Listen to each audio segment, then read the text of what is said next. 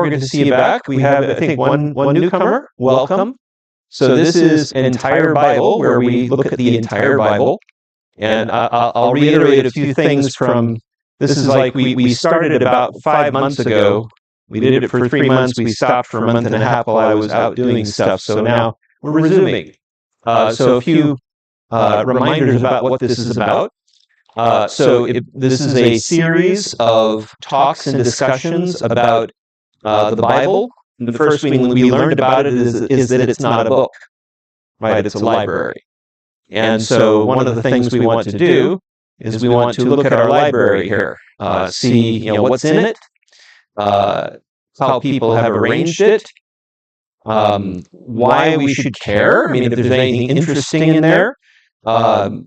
I myself am a person of faith, but this is not evangelization. I'm not trying to convert you or try to convince you of anything. I'm just trying to show you what's there. Right? And as you know, I love to say that the Bible is far more interesting than religious people make it out to be, which I think is true.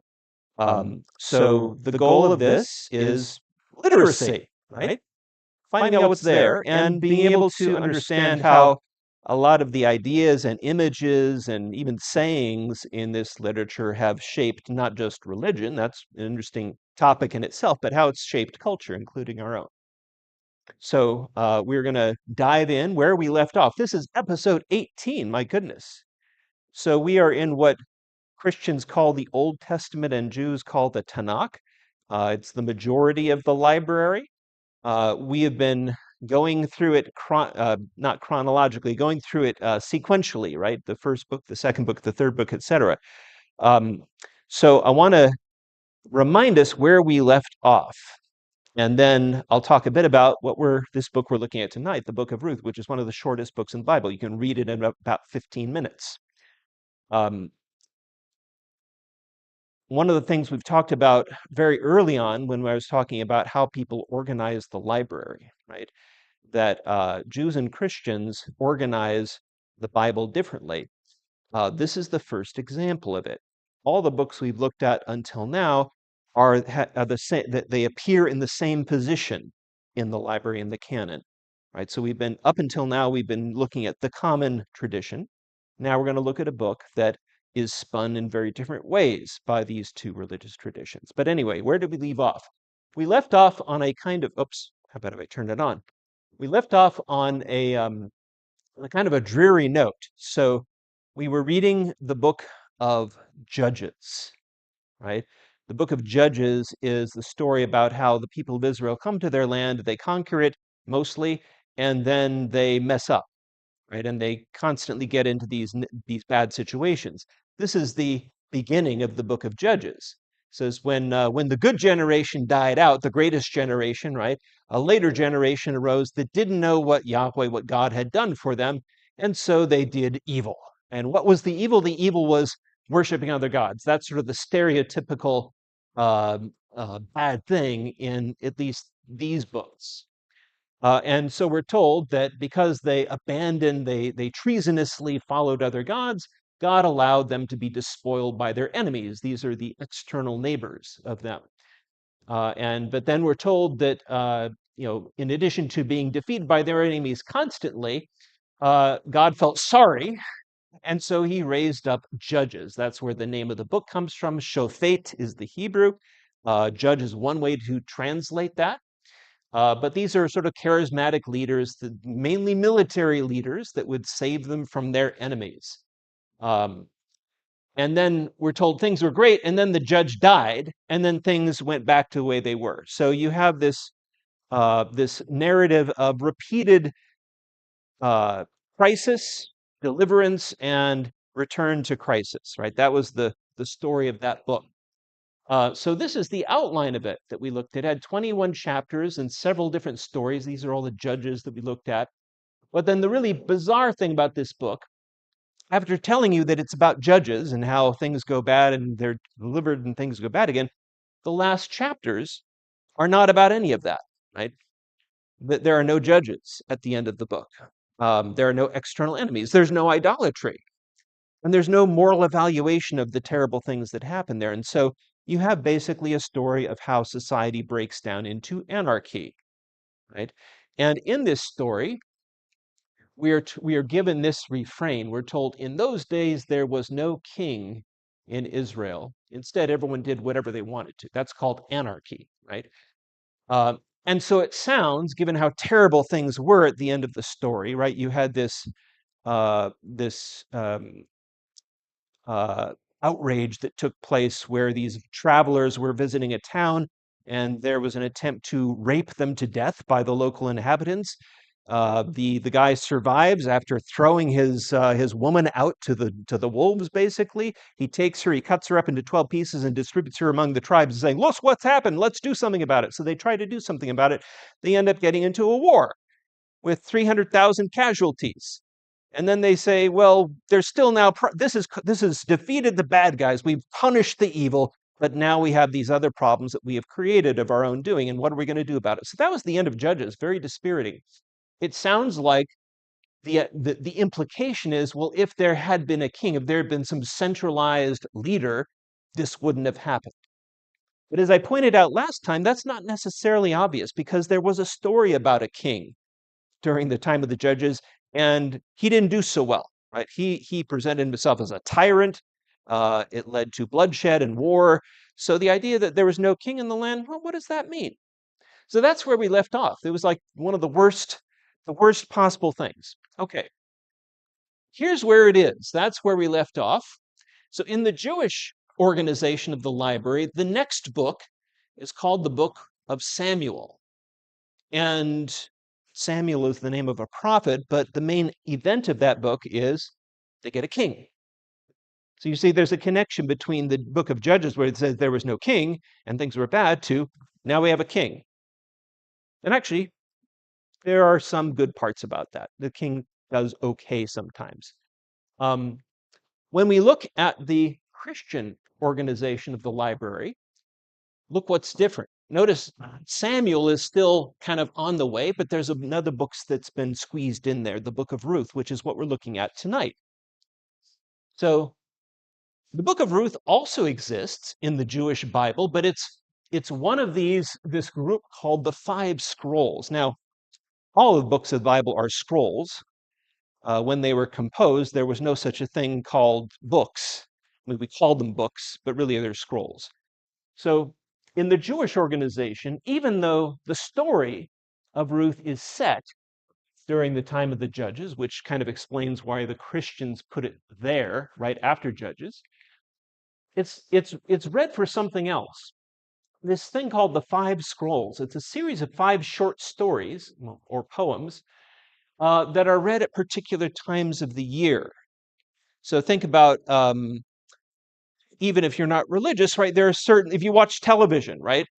We probably have all watched television. At certain times of the year, like at Thanksgiving, Hallmark will have certain things to show, right? There'll be, the story of the pilgrims. At Christmas, there'll be Rudolph the Red-Nosed Reindeer. There are seasonal things, in other words. So in Jewish tradition, Ruth is read as one of these 5 seasonal scrolls. Where am I? Here I am. Here are the 5 scrolls.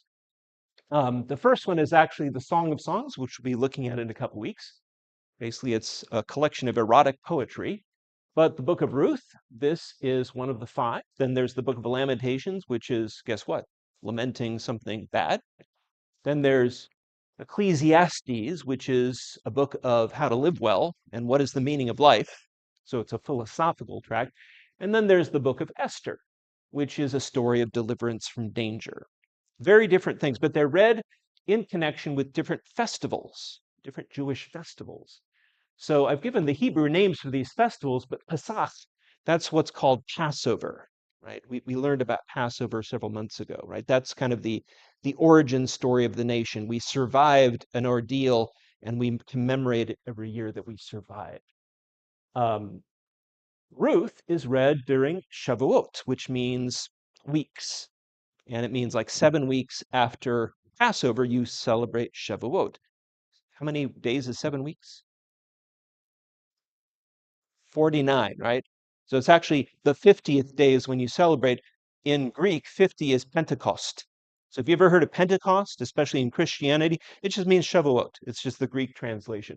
So 50 days after that, you read the book of Ruth. And it's really easy because it's short. You can read it all in one sitting. Tish B'Av, that means like the ninth day of the month of Av. This is the ancient calendar. What happened on the ninth day of the month of Ab? The temple was destroyed. Which temple? It hasn't been built yet in the story, so we will learn about that later. So this commemorates catastrophe, right? It's like D-Day, only if you're on the losing side. It would be like 9/11, right? This is what we read on 9/11, Lamentations. Sukkot, this isn't like the third major pilgrimage feast that the community does every year. It's when you celebrate the good things in life. And guess what? This philosopher, which we call Ecclesiastes in Greek, uh, his basic philosophy of life is eat, drink, and be merry. Enjoy the good things at hand because there's nothing else. So this is about celebration. And then finally, Esther takes place on the holiday of Purim. We'll learn about that later. Anyway, the point is that again, even though the library may have the same book, the Book of Ruth, it will be located in different places, and the location is part of its interpretation, right? So as we ask questions about what this book is about or what's the important punchline, we'll see how Jews and Christians have read that. But let's go on to the book itself. So here's how the book starts. Once upon a time, during the time of the judges, so that is what links it to the previous stuff we did, there was a famine in the land. People couldn't eat, not good. So a particular person, a guy named Elimelech, his wife Naomi, and his sons, they had to migrate because there was no food. So they went from their homeland of Judah, right? That's part of the land of Israel, across the Jordan Valley to the land of Moab, your next door neighbors. So it's a story of climate change or, natural catastrophe and displacement. So it starts out with a problem. Now, I want to spend a little time on this thing about Moab. So I've shown you where it is. We've actually heard about it before. But there are various images in other books that we've looked at that have very pronounced views of the people of Moab, and they're mostly negative. What is interesting about this story, it's a story about a woman from Moab who turns out to be pretty good. So in some way, if you read this in the context of the library and the other images of Moabites, this is about shattering stereotypes, which is a nice thing to do. Okay, what do we know about the Moabites? So first of all, how are they related to the Israelites? They're kind of distant family, distant cousins. So remember, you have this guy Abraham as kind of the origin of all these different peoples. Moab was one of Abraham's grandnephews. So he was the grandson of Abraham's brother. Okay, so he's related to the people of Israel. And there is in one of the books that we looked at, the book of Deuteronomy, God says, don't show to the Israelites, don't show hostility to these people or engage them in battle, for I, God, will not give you possession of their land, since I, God, have given it to the descendants of Lot, this guy, as their possession. Okay, so first thing is, don't be mean to them. Next image of Moabites. So on the actual trek that the Israelites take to get to their land, they run into this king named Balak, who is the king of Moab. And we're told that he fears them because they're immigrants. They're taking their jobs. They're taking their land. They're using up our resources. At least that's the image he has here. We've got to do something about these Israelites. So here, Moab is presented not as just a innocent bystander, but as at least the king being this problem. And so remember, he says, I need to do something about this. They're too big for us to defeat in battle. Let's hire someone to curse them. Let's hire someone who's a professional cursor who can actually say something bad about them and make it happen. So you may remember we looked at this in the book of Numbers. This was the oracle Balaam, right? He hires this guy to curse Israel, and instead Balaam blesses them. But again, this idea that Moab tried to stop us from gaining our homeland. So now Moab is bad. And in fact, this is Moses here. In his last will and testament to the Israelites, he says, no Ammonite or Moabite may ever come into the assembly of Yahweh. That is probably a reference to the community of Israel.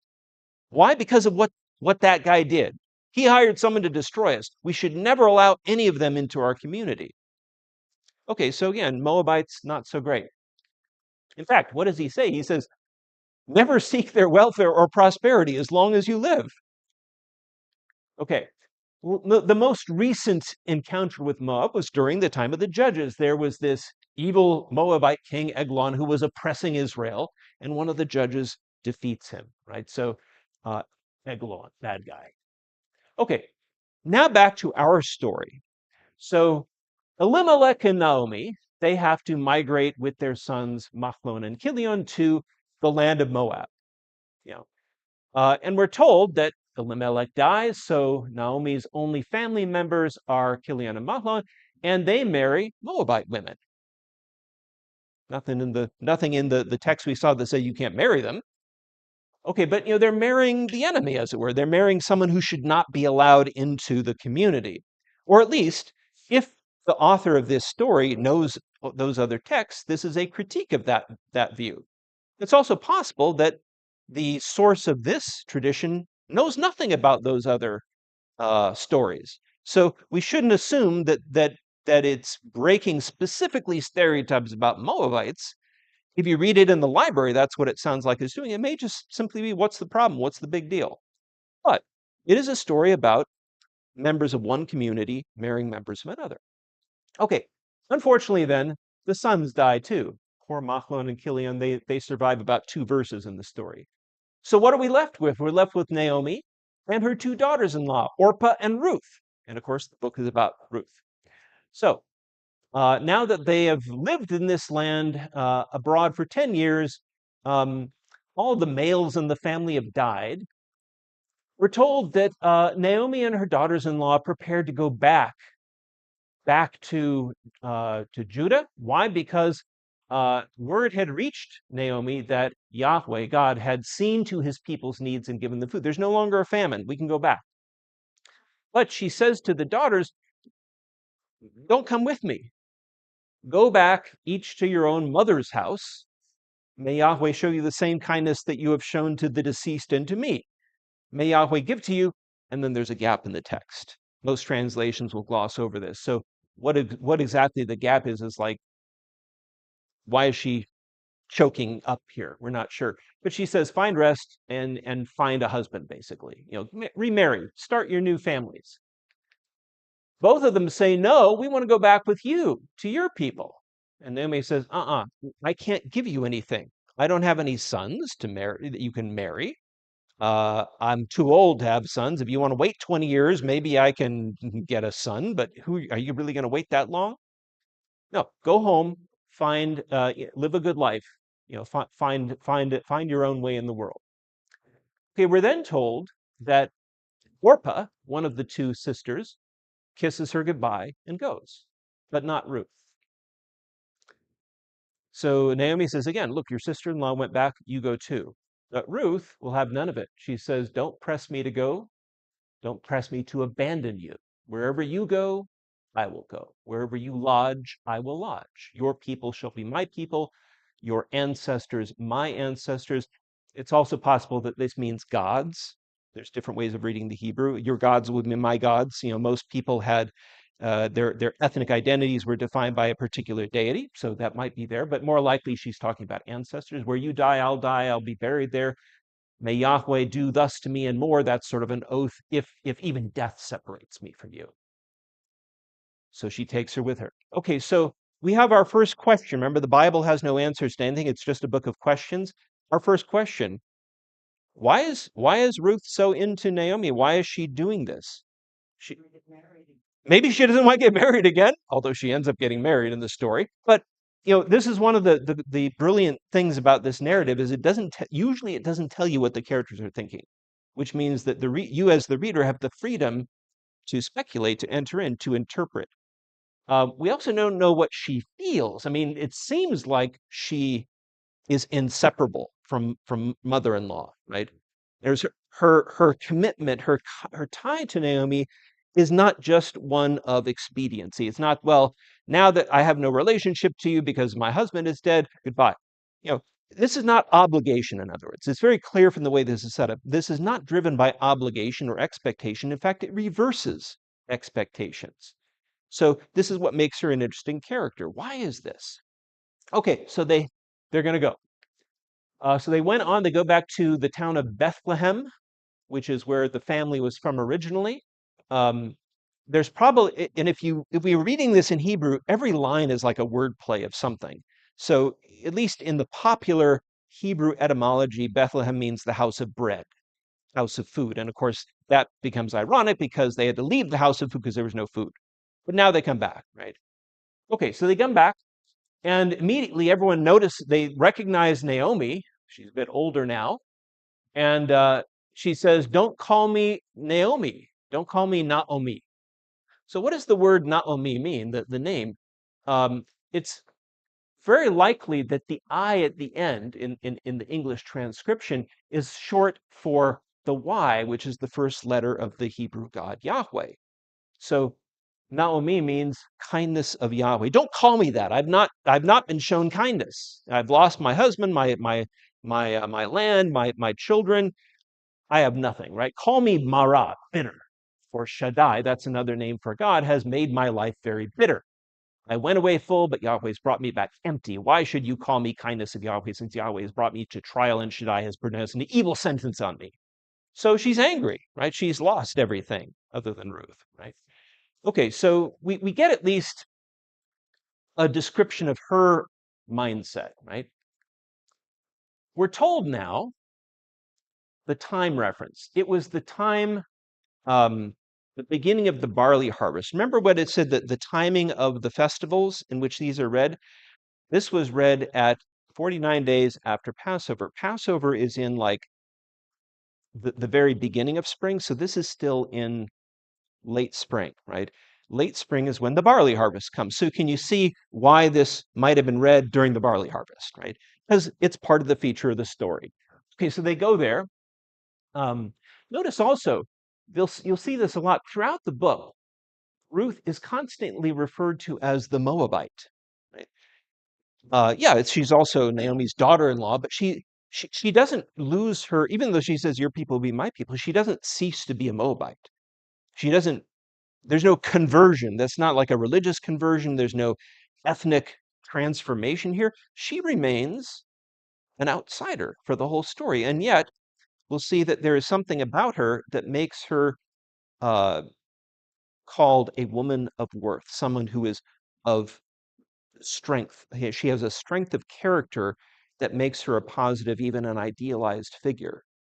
Okay, so anyway, it's during the barley harvest. So uh, Ruth the Moabite says to mother-in-law, "I would like to go and glean grain in the field. After all, we have no food, right? There's food there, but we don't have our own farm anymore. So I'm going to go do this." She says, "Go ahead, do it." Now, why would she expect that if she goes to someone else's farm, she can just pick up the leftovers? Why should she think that she can get away with this? This is actually a trick question. Yeah. Part of the law. Yes, right. When in earlier in the year, when we were looking at the book of Leviticus, which is where God says, "Here's how to be like me, holy." One of the ways you are holy is that you don't consume all of your agricultural produce. You leave some of the harvest for the poor and the foreigner, right? Well, she is poor and a foreigner, right? So apparently she knows that this is part of the ethos of the community, so she's going to take advantage of it. All right, and here's where you have that commandment, right? It says, "When you reap your harvest, don't be so thorough that you reap the field to its very edge. Instead, these things you shall leave for the poor and the alien." Okay, so she is aware of at least the way in which the God of this community shapes its behavior. All right, so here she is, a very famous painting of Ruth by James Tissot, the French artist. So the field she enters and gleans after the harvesters happen to belong to some guy named Boaz, who is of the same clan as Naomi's dead husband. So there's a kinship relationship. Did she know this, or was this pure chance? Who knows? Okay, so she's successfully taking advantage of this poverty relief custom. And Boaz, the owner, here he is, and he keeps changing age in the various paintings. Here he's kind of young, right? So Boaz asked a young man overseeing his heart, "Who is this young woman?" And he says, "She is the young Moabite who came back with Naomi from the plateau of Moab. She said, I would like to gather stuff. Um, and she's been working hard all day." Okay, so Boaz comes over and has a conversation. "Listen, my daughter," he says. Now, in the kinship terminology of the Bible, obviously people have daughters and sons, but you can also use daughter and son to refer to other members of the community. And so to call her a daughter means to acknowledge that she is a member of the community, but she's also not in charge, right? It's also a power differential, right? But listen, don't go and glean in anyone else's field. Don't leave here. Stay with my young women. Watch and see which field is to be harvested. Following them, I've commanded none of the young men to do you harm, which could be interpreted in various ways. Uh, Often people who are outsiders to a community, they are vulnerable, right? We know this from our experience, from most human experience. So he's aware of this, even in even in a community that aspires to be inclusive and all that. Says no, that people are vulnerable. I'll make sure you are not vulnerable. Okay, so she continues working there, but she asks, "Why should I, a foreigner, literally a strange woman, is what the Hebrew says, why should I be favored with your attention?" Here he gives a rationale. "I've had a complete account of what you have done for your mother-in-law after your husband's death. You've left your father, your mother, the land of your birth, come to a people who you previously did not know. May Yahweh reward what you have done. May you receive a full reward from Yahweh, the God of Israel, under whose wings you have come for refuge." And she says, "May I be worthy. May I prove to be worthy of this." Um, so here is an important piece. Um, he does this because he has heard what she has done. What did she do? She showed commitment beyond obligation, right? He might not know why, but he says, look, this person is doing something that is good. He will later refer to this as kindness. There's a very important term in Hebrew, chesed, which is kindness is one of the translations of it. And this is really, I would say, one way of interpreting the whole story.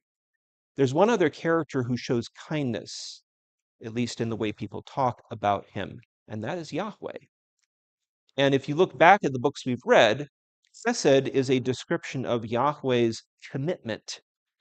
Not obligatory. He chooses to commit himself to this community, right? To bring it into existence, protect it, and lead it to well-being, right?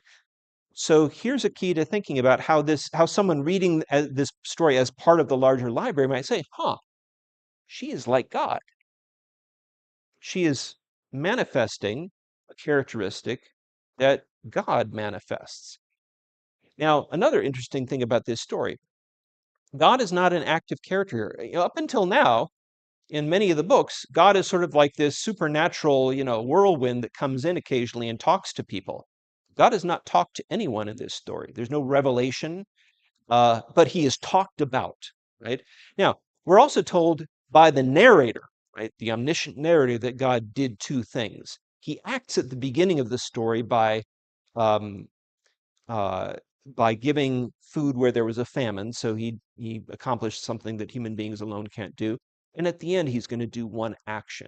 But everything else, God is not in the story. I mean, God is talked about, his characteristics are described, and they happen to be Ruth's characteristics. So this is something to think about as we move through. Okay, so things are good. Says, "Oh, hey, come have some food with me too." So she has some food with him, and afterwards she takes all of the gleanings and takes them home to mother-in-law. Okay, when mother-in-law reunites with her, she asks, "How did it go?" And she notices all the stuff she got me, and she says, "May the one who took notice of you be blessed." Well, who took notice of her? Well, Boaz took notice of her, right? But Boaz took notice of her because he noticed that she was like God, right? In that characteristic of commitment and kindness. Um, so now Naomi is not so bitter as she called herself earlier. She says, "May Yahweh be blessed, who never fails to show chesed to the living and the dead." So she attributes this characteristic too.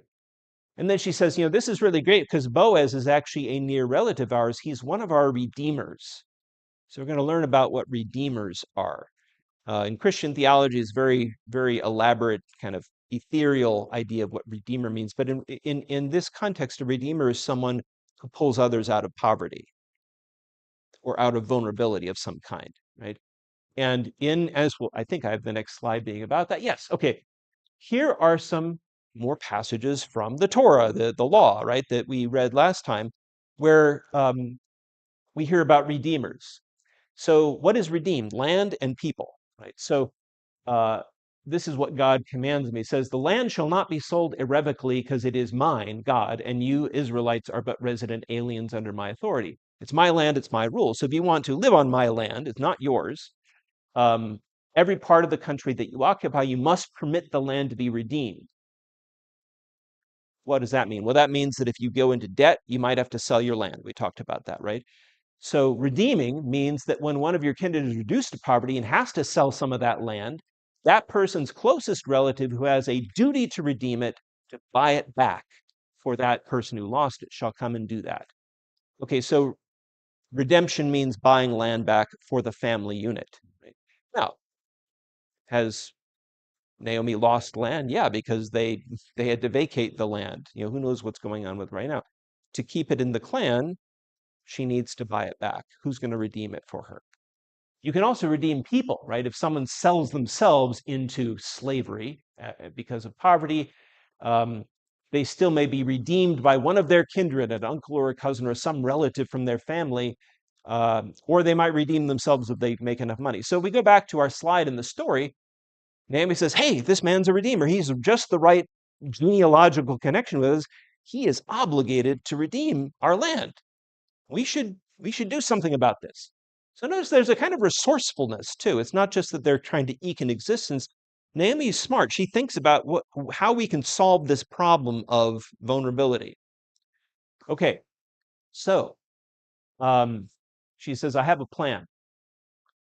I can't give you a husband because I don't have any children, but what about Boaz?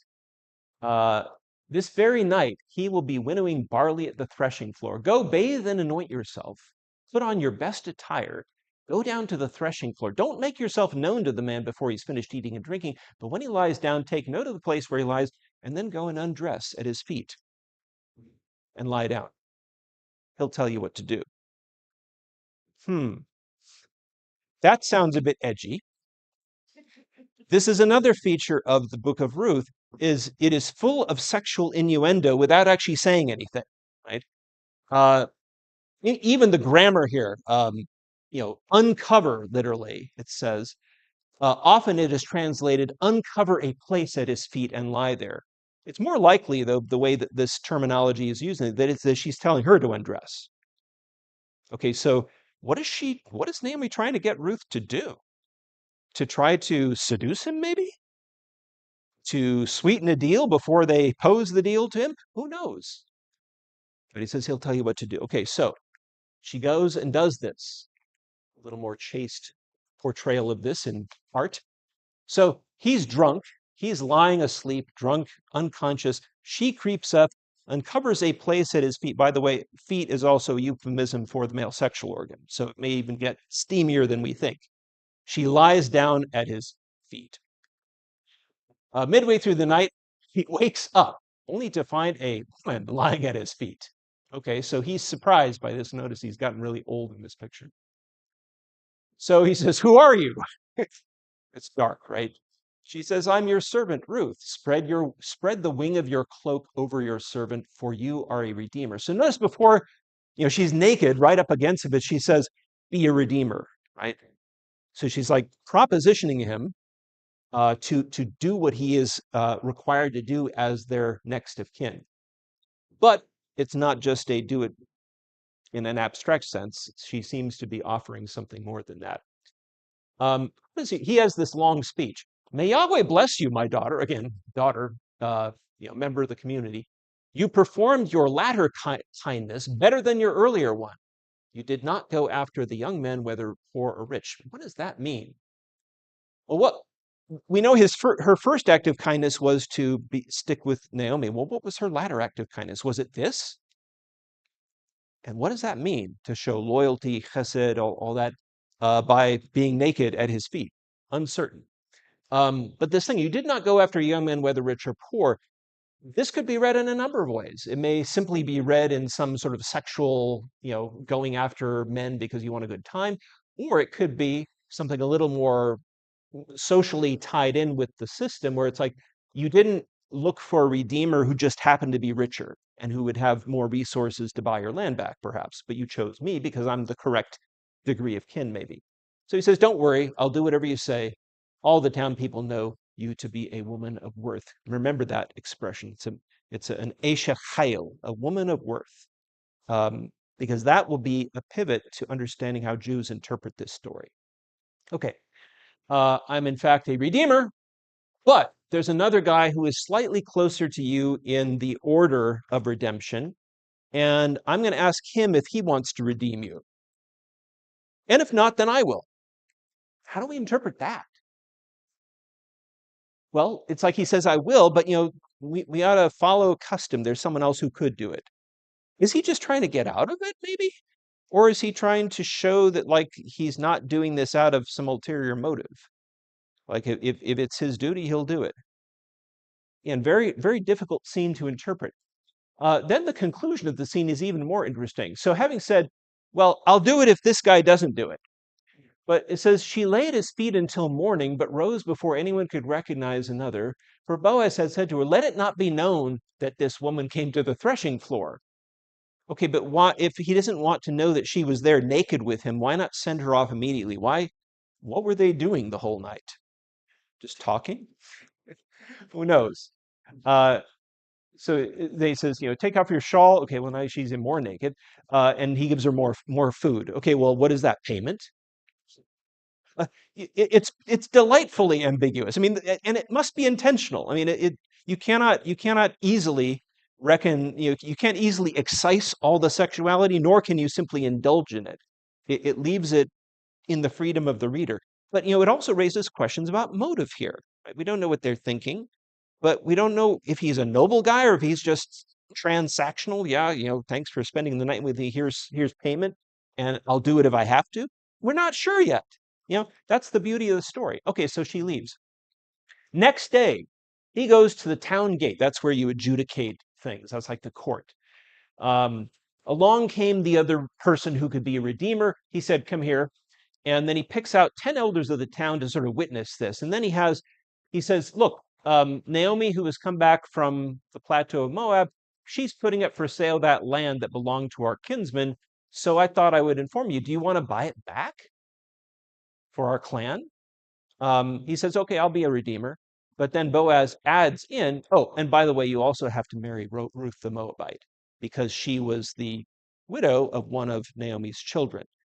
This is also, I didn't have a slide up for this custom, but it's called levirate marriage. And basically it's the idea that in a patrilineal society where descent is sort of reckoned according to who the father was, the way that you keep the resources of a community and of a family in the family is you make sure that no man dies without having children. And so let's say I'm a man and I marry a woman and I die before bearing her any children.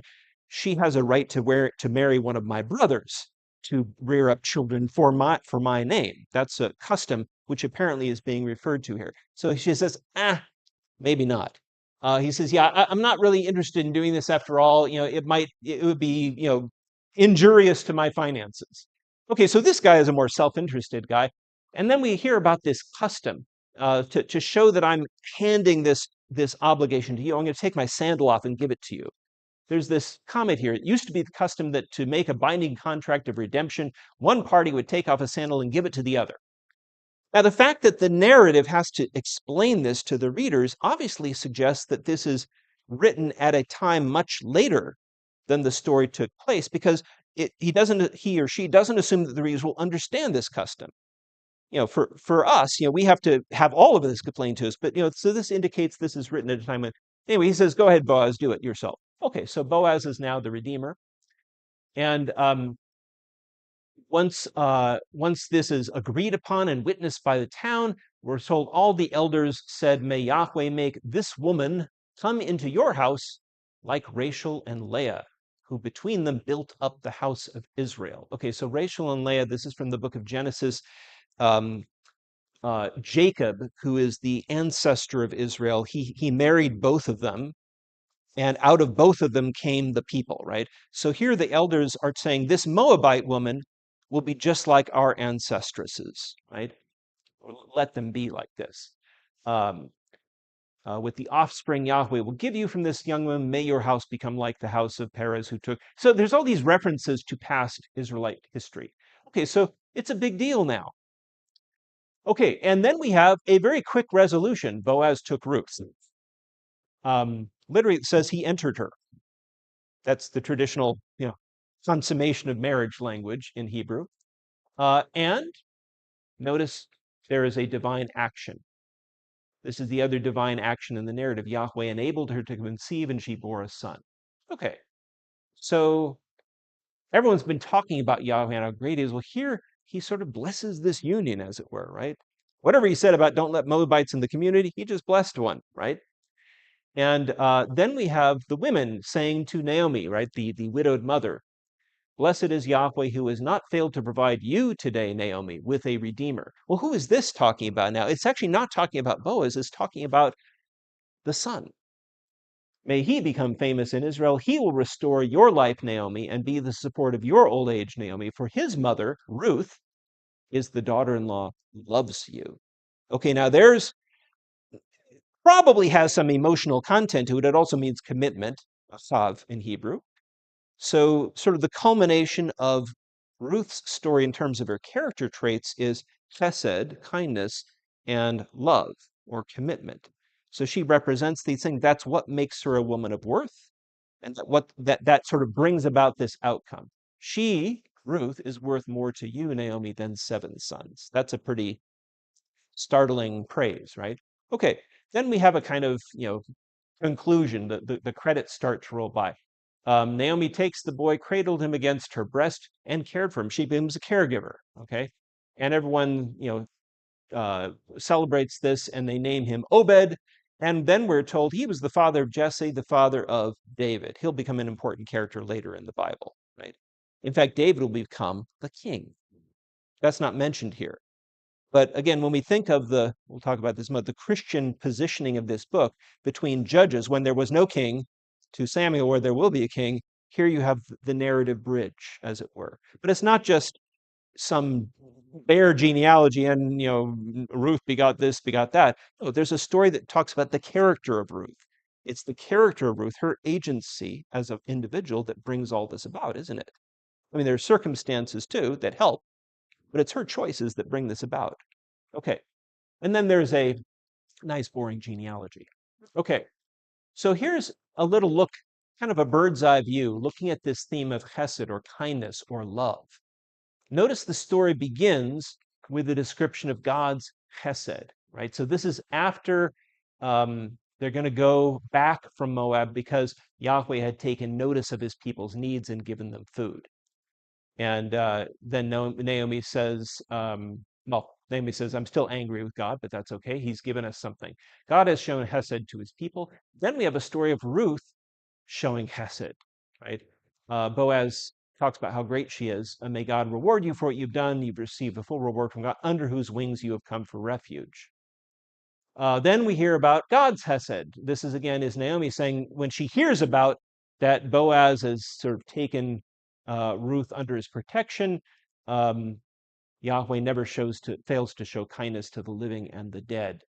And then we have Ruth's Hesed, right? She says, "Spread the wing of your cloak, Boaz, over me," just like he says, "May God shed his wings over you." And he says, "You've been more loyal, even more kind than you were before." And then finally, God's Hesed. He brings about this resolution to the story. It's a beautifully crafted story. But notice that what's going on beneath it is this dynamic of human beings being like God without any kind of necessary awareness that they're doing this, other than the people saying, "May God bless you," and all that. So God is not a major character in this story. It's the human characters that are central, and it's her character that is central to everything. That's why it's called the Book of Ruth rather than the Book of Boaz. Right? So that's the Book of Ruth. Pretty interesting. Now, how does it fit into the library? Okay, I just talked about this. The Christian organization of the Bible. Why did they put Ruth here? Well, because we go from no king to a genealogy of a person who's going to become king in the next book. And in Christian understanding, David's a really important figure who prefigures Jesus and all this. And so you can see why Christians would want to put Ruth there in the order of the books. Here's an example of how it became important. So here's a genealogy. This is a genealogy of Jesus in the New Testament. This is Matthew's gospel, one of the 4 stories of Jesus. It begins with a genealogy, and it talks about Jesus being a descendant of Abraham and of David. And then it gives this sort of artificially compressed version of history of 3 sets of 14 generations that lead to Jesus, or maybe to Mary, with no 14th generation. But notice it's almost all just a male begot another male, except in 4 cases where this guy Perez was begotten from his father Judah by a woman named Tamar. Boaz begot Obed through a woman called Rahav. Boaz was begotten from Solomon by a woman named Rahav. And then obviously Boaz, or Obed was born from Boaz through Ruth. So notice that there are these women who sort of pop into the genealogy somewhat randomly, because if the composer of this genealogy wanted to include all the women, he could have had about 15 more in there, just from the genealogies you have in other parts. But he chooses only to focus on them. There's one more up here. Uriah's wife, we'll learn about her later.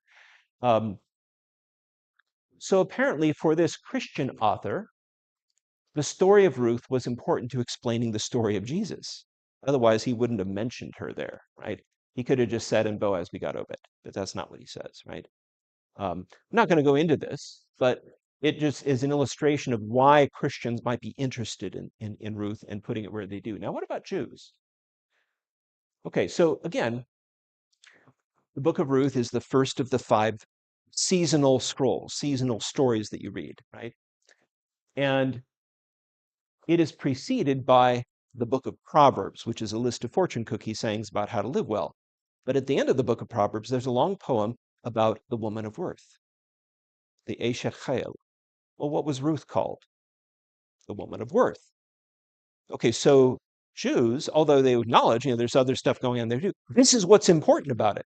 It defines what it means to have worth.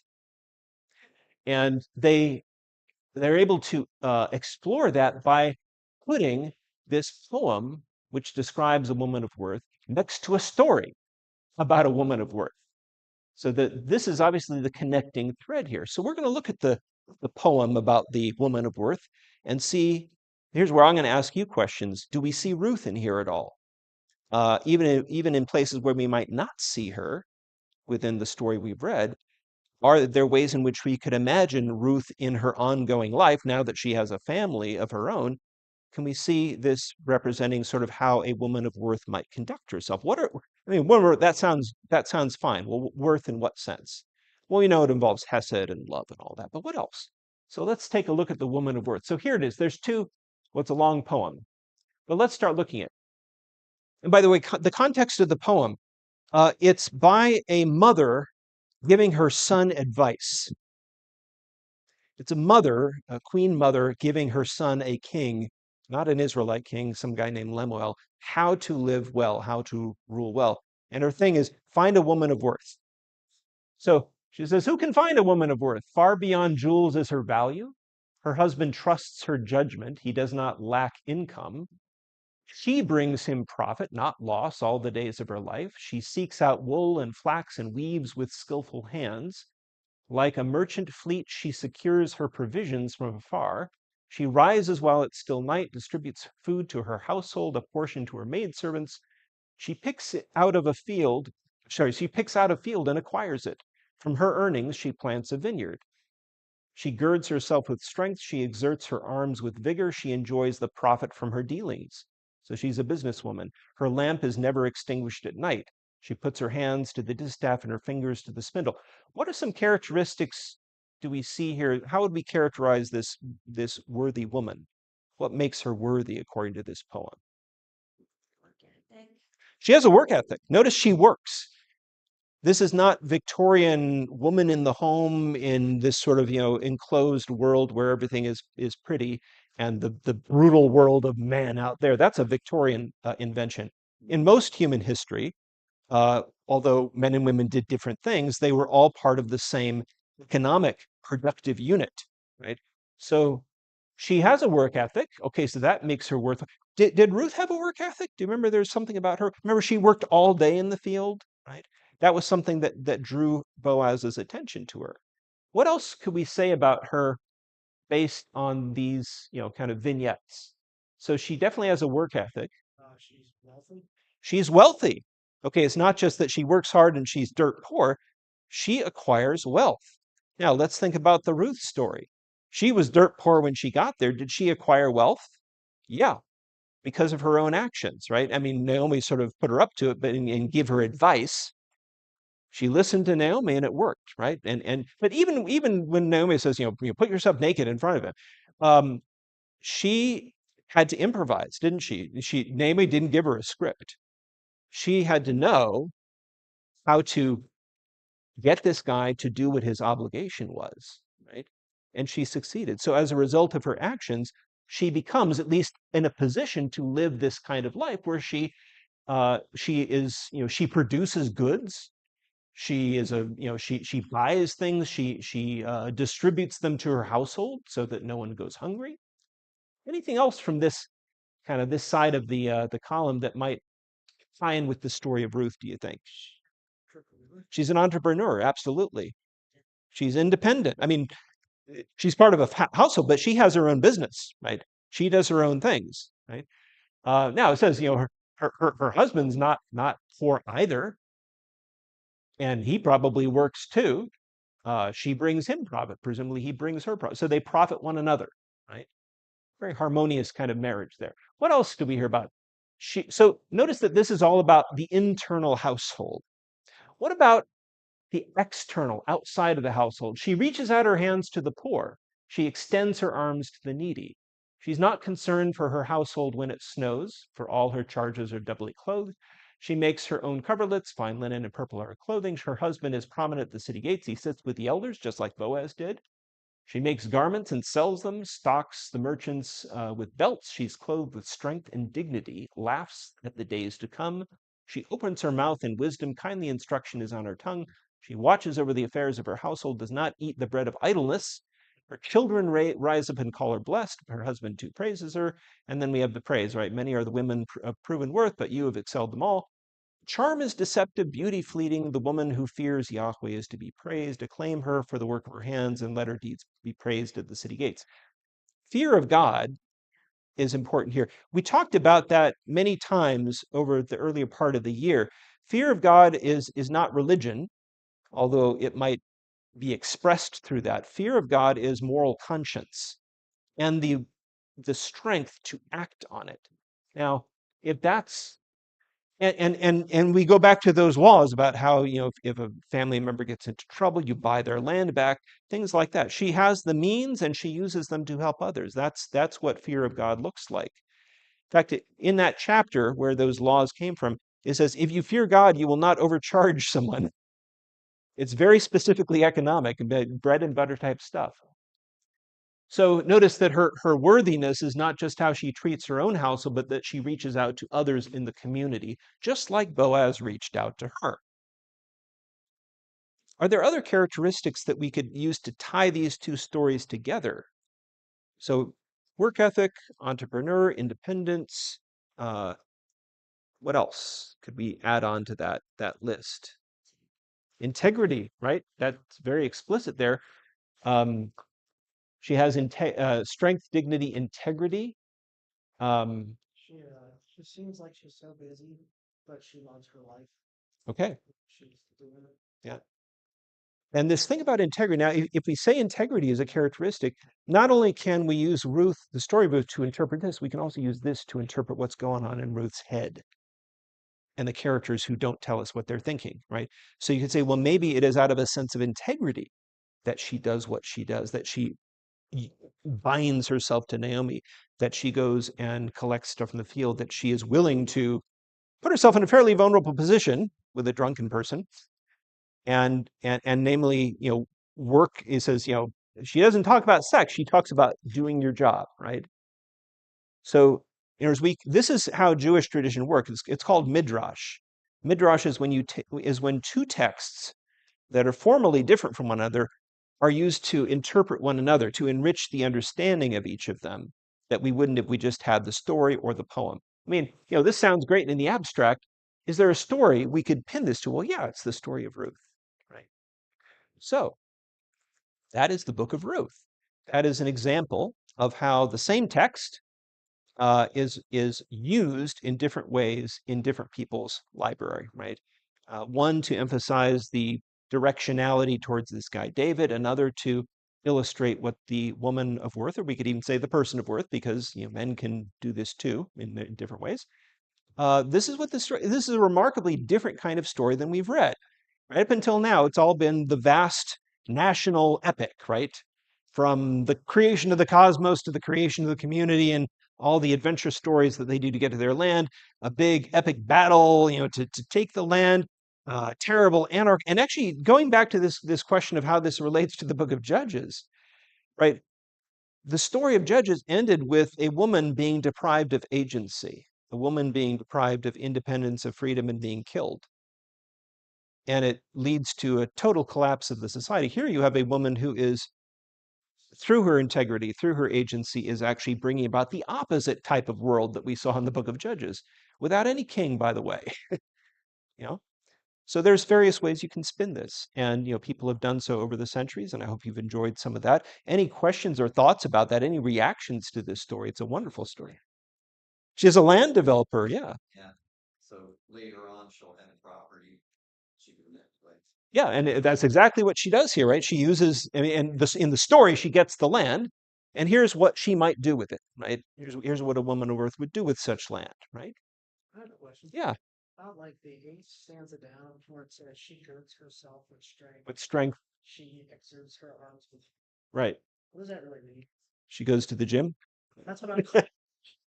Well, again, it raises, it raises a question of what is strength?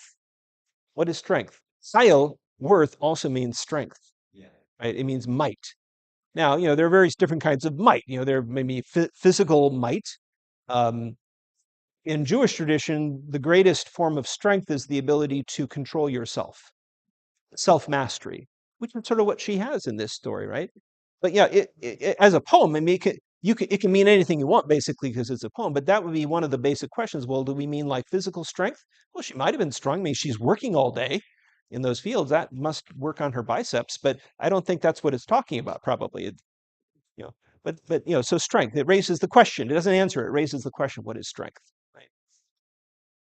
Pretty interesting.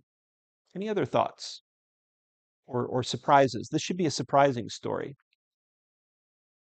Yeah. I think it's And then, sorry. Oh, sorry. It looked like you were. it is interesting how you said this comes after Judges, because Judges was just kind of like you said, it's anarchy, but it's also like they lost their way with Yahweh again. But then this story, Yahweh's mentioned so often, and it's like we live our lives according to Yahweh. So it's like, Well, that's a good observation. Now, God is actually mentioned at the end of the book of Judges, but remember, he's mentioned in a very narrow way. It's we've decided we're going to make war on these people. Should we attack today or tomorrow? That's the question they want God to answer, and he doesn't answer it the way they want. So it's not just that God is absent or present, but how God is related to human experience, right? In Judges, they want to use God as a justification for warfare, which doesn't turn out well, right?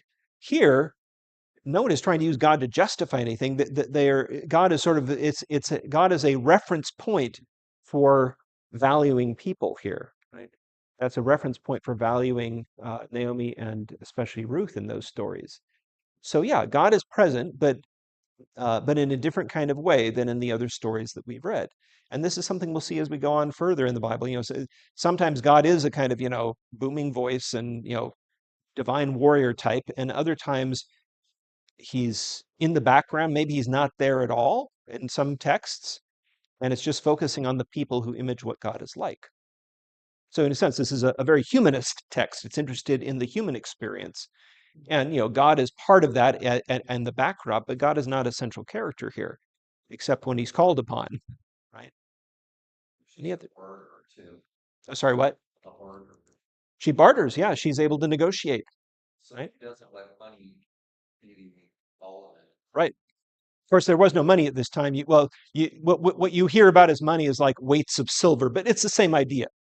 Yeah. So her worth comes about in what she gives and what she receives, right? That kind of thing. Anything else? Okay, well, we managed to draw out a 15-minute text into an hour. That's pretty good.